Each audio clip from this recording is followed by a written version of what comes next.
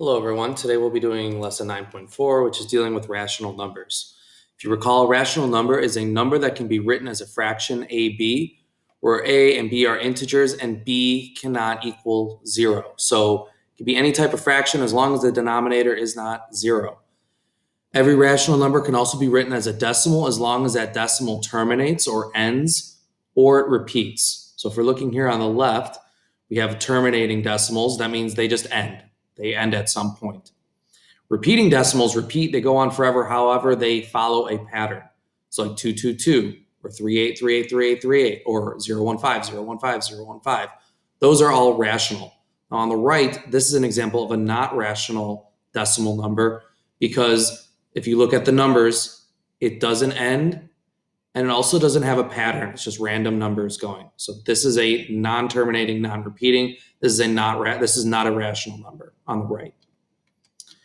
Okay, so one thing we can do is we can turn fractions and mixed numbers into decimals.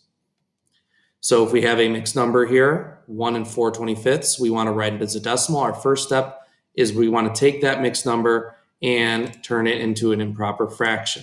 So I'm going to multiply 25 times 1, which is 25, plus 4, which is 29. So I have 29 over 25. Step 2, I want to take the numerator and divide it by the denominator. So I'm going to do 29 divided by 25. I'm going to want to put a decimal at the end of 29, and I'm going to want to put a decimal where my answer is going to go as well. 25 goes into 29 once. 1 times 25 is 25. Subtract. I'm going to get 4 as my answer. I'm going to bring down the next 0. So now I have 40. How many times can 25 go into 40? It can go in once. 1 times 25 is 25.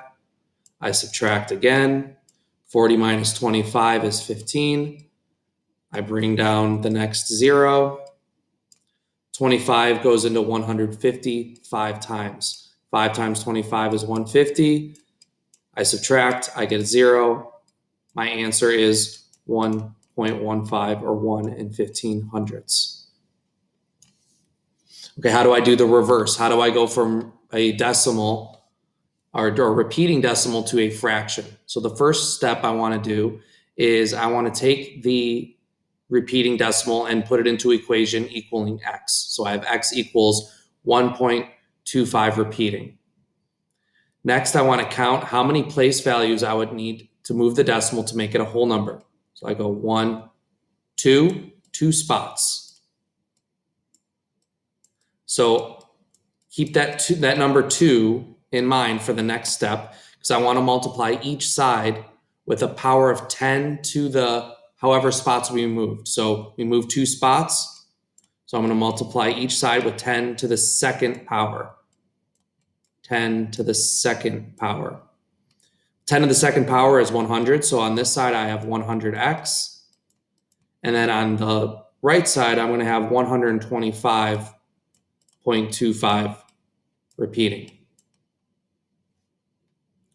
So now I'm going to take my original equation. I'm going to subtract it from the new equation. So my new equation was 100x equals 125.25 repeating.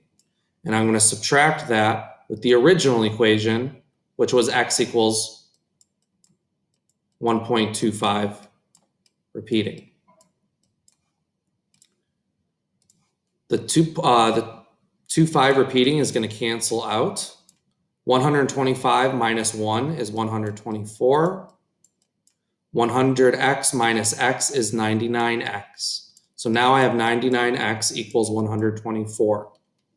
The last step is I want to get x by itself. So I want to get rid of this 99 by dividing 99 on both sides. I'm going to get x equals 125 over 99. I'm going to want to turn that into a mixed number, which would be 1 and 25 over 99. All right, thanks for watching. Make sure to have these notes ready for class, and I will see you then.